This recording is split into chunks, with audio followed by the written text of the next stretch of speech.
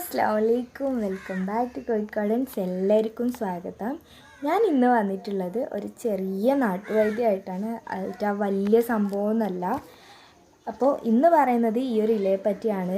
പനിക്കുറുക്കൽ, കഞ്ഞിക്കുറുക്കൽ, ഇങ്ങനെ ഒരുപാട് പേരിൽ അറിയപ്പെടുന്ന ഈ ഒരു ഇല നാട്ടിൻപുറത്തൊക്കെ എപ്പോഴും കാണപ്പെടും, പറമ്പിലൊക്കെ ഉണ്ടാവും.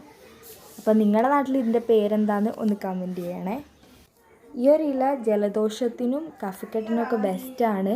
അപ്പോൾ ഞങ്ങളുടെ വീട്ടിൽ ഉമ്മ ഇത് തന്നെയാണ് തരാറ് ഞങ്ങൾക്ക്. അപ്പോൾ ഈ ചെടിയുടെ മുകളിലത്തെ ഭാഗം എടുക്കലാണ് കുറച്ചുകൂടെ നല്ലത്. കുറച്ച് കട്ടി ഉണ്ടാവും. ഇല നല്ലോണം വെയിലും വെള്ളവും കിട്ടുന്ന സ്ഥലത്താണ് വളരുക. അപ്പോൾ ഇതാരെങ്കിലും വളർത്താൻ ഉദ്ദേശിക്കുന്നുണ്ടെങ്കിൽ ആ രണ്ട് കാര്യം കൂടി ഒന്ന് ശ്രദ്ധിക്കുക. ഈ ഇലയ്ക്ക് നല്ലൊരു സ്മെല്ലായിരിക്കും.